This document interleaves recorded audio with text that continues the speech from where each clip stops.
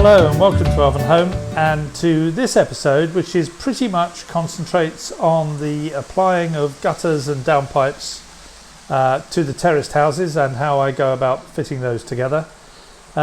When I mentioned that I was going to be doing this as the next piece of work, I had one or two requests, as I'll explain in the next section, to show how I go about doing that, or how I was going to go about doing that. Which I did, and so I shot about, 3 or 4 sections of what I thought was beautifully crisp and well described videos. When I started putting them together, I discovered that there was some 47 minutes of wittering.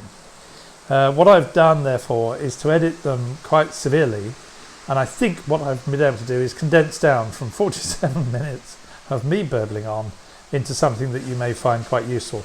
In the middle I put a running section just so it's not just me droning on, but that 47 minutes only got me part of the way.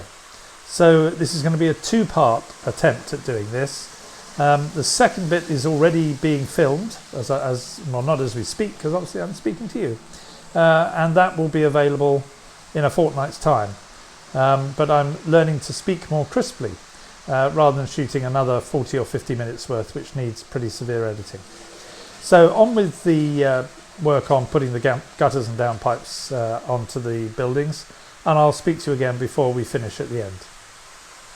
In the last video I was talking to you about the work that I was going to start doing on these blocks of terraced houses, and Andrew Jackson in replying said would I show a how-to on fitting the gutters and the downpipes, which I said I would.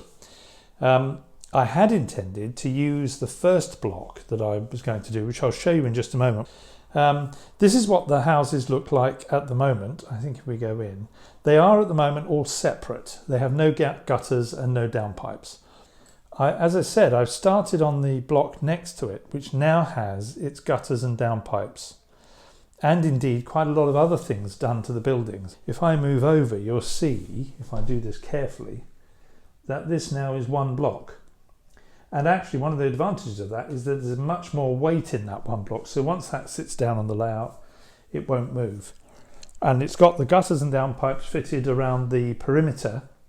The block behind is another block of 6 buildings. And I'm now going to take those off the layout, go to the desk, and talk you through the preparatory work before we start doing the gutters and downpipes. Okay, well this is the block of 6 buildings that I'm now going to be working on, and the first thing, look at the buildings and see if they need any remedial work. The buildings themselves are about 2 or 3 years old, and a number of chimney pots have gone west. I think I can see 3 chimney pots, 2 or 3 chimney pots that need replacing. The other thing I'm going to do is just look at how these buildings butt together, because we want to make sure that we can fit them snugly together, level with the roof and with the paving lining up and not having a gap. There may be a slight gap between the buildings here, but that's where the downpipe is going to go and will largely cover them. But if there's a gap on the paving when you butt them together, then you need usually to cut the roof, because the roof is overhanging, and there's a gap here and there's a bigger gap here. I mean, that one there is probably, maybe it's 2 millimeters, which is a scale equivalent of about a foot, which would be quite a big gap. And if I take this off and bring this to the camera, you can see the extent of the overhang, and that's got to be flush with this wall so that the walls can go together.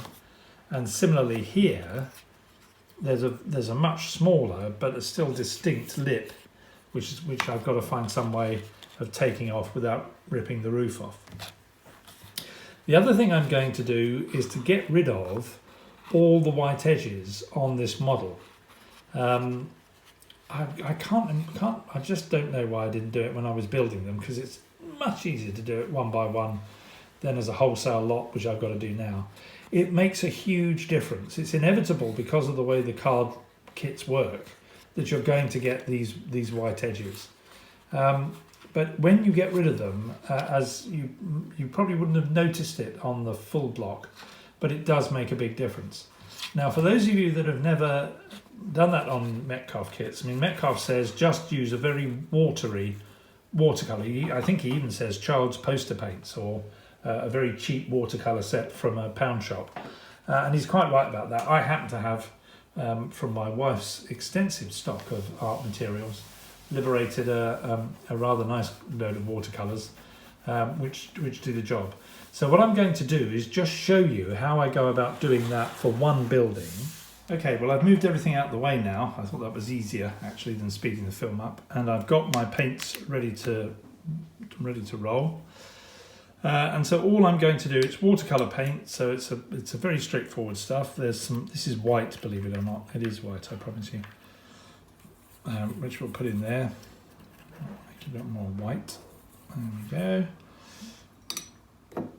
we go. I mean, I've got these colours a little bit by trial and error, because I found it's a kind of a mushroomy, grey, browny colour, and you're only trying to get an approximation of it.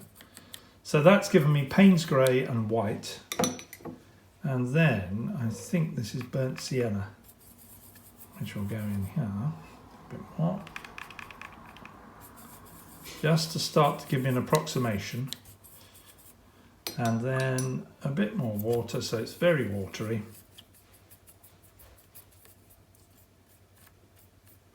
That looks as though it might do the job.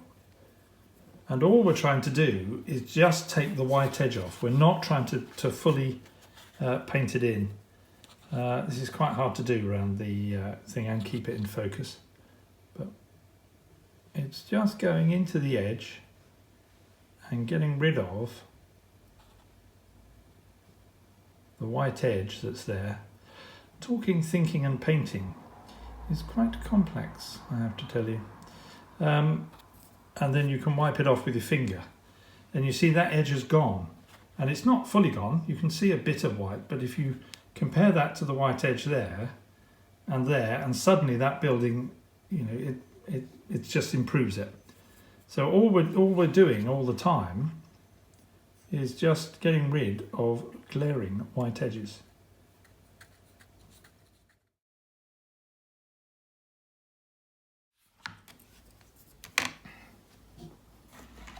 Okay, well, I think I've done as much on that as I want to do. Occasionally, the brush has gone over. I'm not too worried when it does that, because actually it's a kind of cheap weathering with a bit of watercolour paint. Sorry, taking that out of them. But if I put the two buildings side by side, I think you will see the difference that it makes, particularly if you look at the side there, just how much difference it makes by being able to take those white edges off the building, which is why it is a benefit to do. So what I'm going to do now, I've completed that building. All the other ones now need to be done, and I will also correct this overhang here.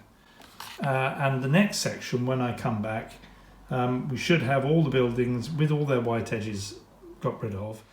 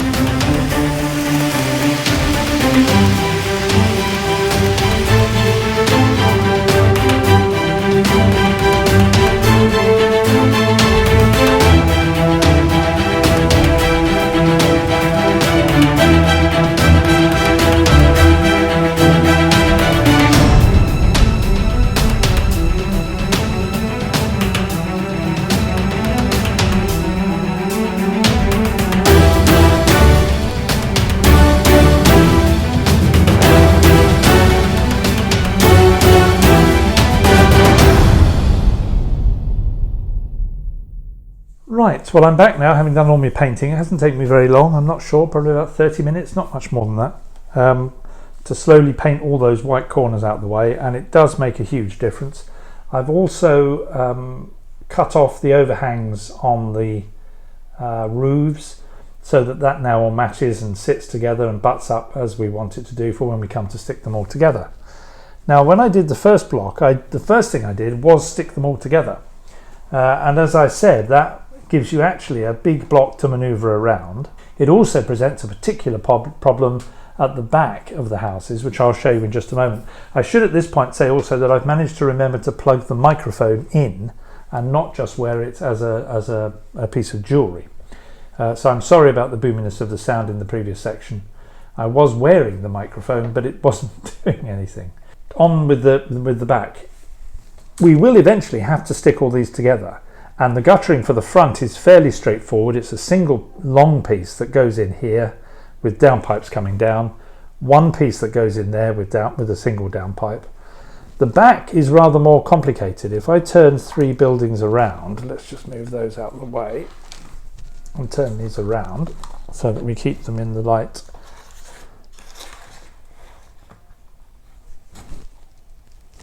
Here, the gutters that run at this level, up the top here, are really straightforward because they just essentially sit. There's an L-shaped piece that needs to go in there. I've got my hand in the way again. An L-shaped piece that needs to go in here, and then straight gutters that just go here with downpipes dropping down. The tricky ones I discovered once you've stuck all these 6 buildings to do anything with, and you'll see partly why even to drill the hole to take the thing that holds the gutter into the model, is when you come to the sides of the building. If I push this back, I need to get this in the light. So what I'm intending to do is to fit a gutter so it sits under here. This is not the piece of the guttering, but the gutter sits under there with a downpipe there, and out of this window at the bottom here will be a very slender pipe that goes and joins the downpipe. So this is the kitchen sink area, which would obviously have an outfall on the outside to take the water away. Once these 2 buildings are together, it is very difficult to drill a hole, which you need to do to fit the gutter in. So when you're doing this, I've found that you need to do the side gutters as individual buildings. One other word of warning: the windows are stuck in, but they have a habit of popping out if you're not very careful. Be very careful when you're handling it, particularly these are 2 or 3 years old. Do not touch the windows, because if they pop in, your heart will sink, I promise you. What I'm going to show you now is fitting one of the gutters on the side. I only need to show you one because they're all done exactly the same. There's 8 of them that's got to be fitted on. So what we're going to do is we're going to cut a length of this black wire, wrap it round the gutter, drill a small hole into the building, and insert the gutter in to hold it there. So the first thing to do is to get a length of wire. You have to use a bit more wire than you really need, simply because with my thumbs and hands, fiddling around with tiny bits of wire doesn't make any sense. So I cut off about something around 2.5 to 3 inches of wire. Take my gutter and try and fit it onto the gutter roughly where you think you're going to drill the hole. You want to avoid drilling anywhere near a window, I discovered, because of course the plastic window is wider than the window surround. So we're probably going to insert it about here. So we'll want to put this towards the end of the gutter, because that will hold it quite happily when it goes in. And let me see if I want to try and make sure that I get this in. All I'm doing is holding that there and then wrapping it twice round, pulling the 2 pieces together to make a single, or to butt them up to each other, and then taking the end here, which I hope this is in focus, and twisting it until I get it nice and tight. And I'll keep twisting this until it gets right the way nice and tight against the gutter.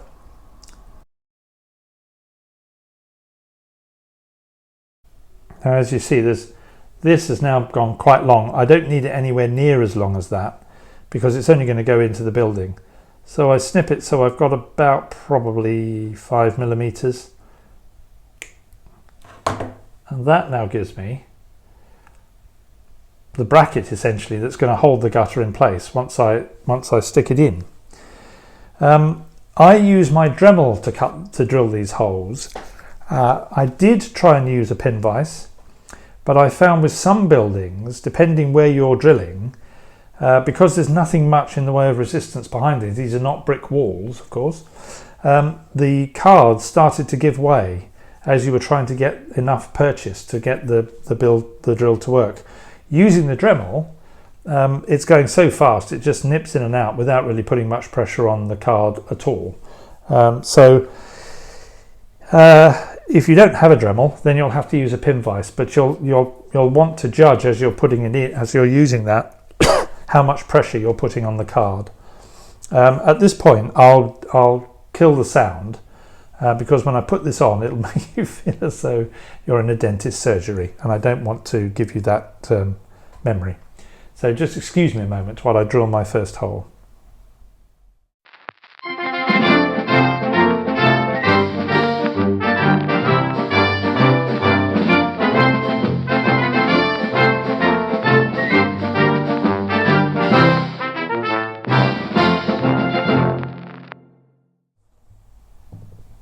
Okay, so I've drilled the hole. You can probably just about see it there. Very easy to do. And what I'll do now is position the bracket so that it fits up with the hole. I've not done too badly there. It needs to go a little bit to the right.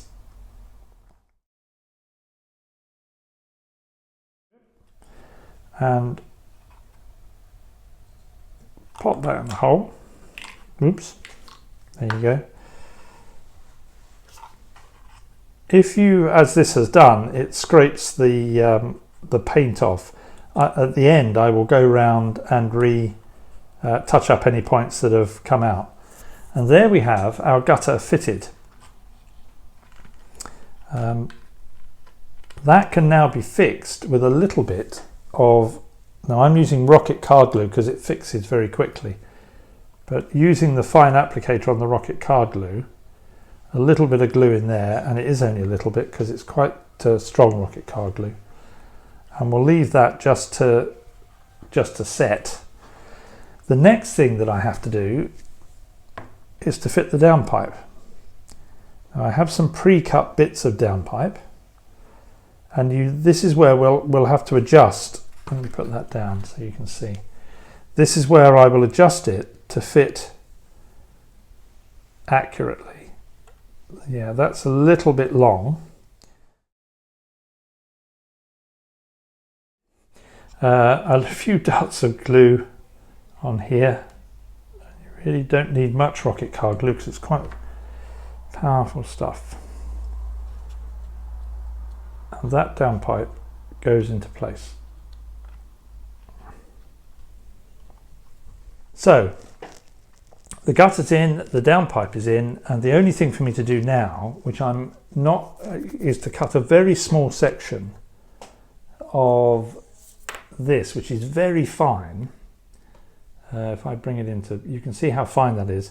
I will do that and fit it because you won't see anything with me trying to get this into position.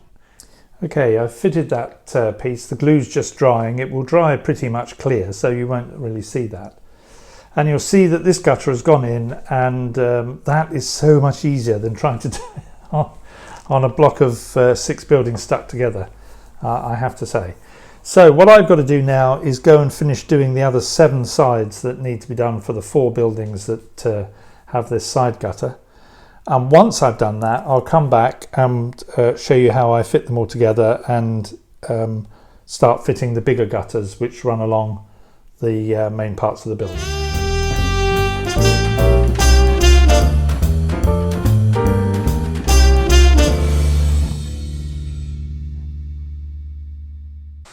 Okay, well that gets you as far as the buildings having the gutters put on at the back, and in the next video I will show me putting the buildings together and then fitting the remaining gutters, and also one or two things that I do just to give the buildings strength once they're put together, and also to hide some of the joins.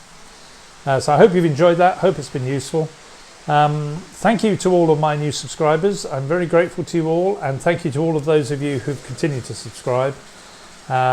Please do leave any comments that you have. I really enjoy getting the comments, and if you haven't subscribed already, well, please do subscribe and hit the bell notification to let you know when I'm uploading. But until I see you in a couple of weeks' time, bye bye.